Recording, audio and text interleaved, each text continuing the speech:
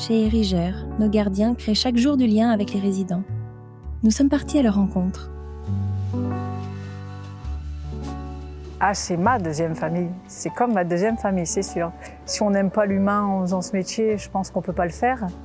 On a des situations différentes, hein, comme beaucoup de métiers, mais ici, c'est vrai qu'on est vachement en contact avec l'humain, avec la personne, donc on est obligé de créer des liens.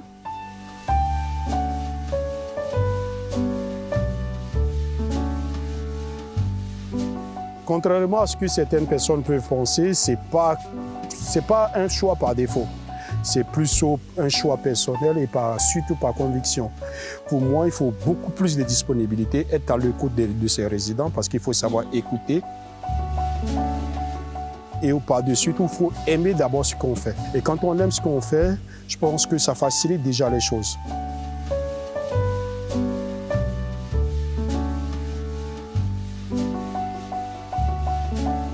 Au-delà de la partie, on va dire, de la partie physique, où vous sortez les ordures, vous faites le ménage, toute cette partie-là, vous avez aussi beaucoup de confrontations avec les gens. Et on est vraiment dans le social. Il faut vraiment se mettre dans une peau où on peut essayer de comprendre tout le monde.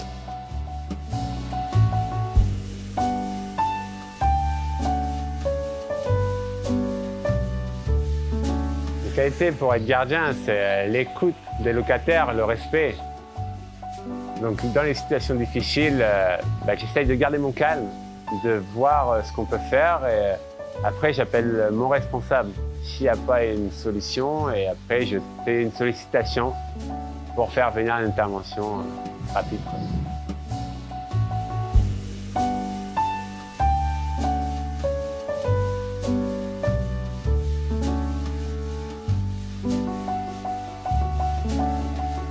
Tout me plaît.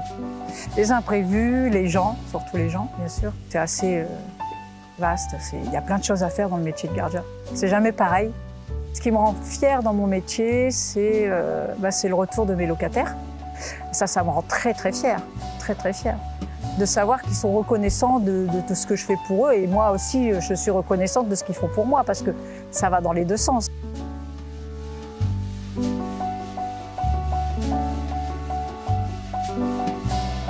La journée type pour moi, ça serait par exemple l'aide que nous pouvons apporter, si vous voulez, aux résidents, notamment les personnes âgées.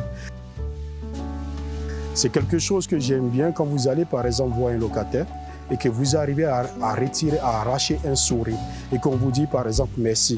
Ça pour moi, c'est une journée qui a tout son sens.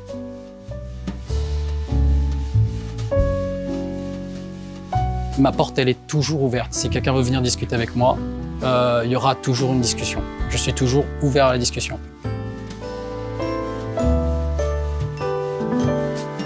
Je pense vraiment que c'est différent de gérer une résidence intergénérationnelle et une résidence normale. En fait, si vous voulez, sur un site intergénérationnel, il y a vraiment en fait, des subtilités que l'on ne trouve pas ailleurs. Par exemple, moi, pour le coup, j'ai vraiment beaucoup de personnes qui ont des problèmes de mobilité. Il faut que je m'adapte à eux. Ça sert d'avoir une bonne relation avec les locataires. En cas de souci, les gens ils nous respectent, on les respecte et c'est mieux franchement pour tout le monde. Les locataires sont contents de mon travail, c'est entretenu, les locaux sont propres et ça leur fait vraiment plaisir.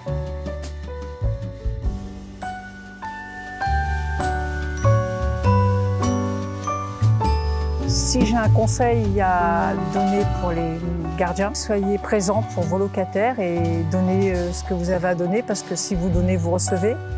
Et pour qu'une résidence marche, il faut la présence du gardien.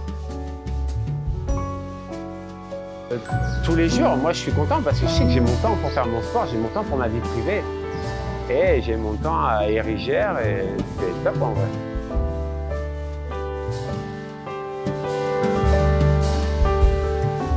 C'est pas parce que les choses sont difficiles que vous ne devez pas oser, mais parce que vous n'osez pas que les choses seront beaucoup plus difficiles. Donc quand vous comprenez cette nuance, je pense que ça résume déjà le rôle du gardien.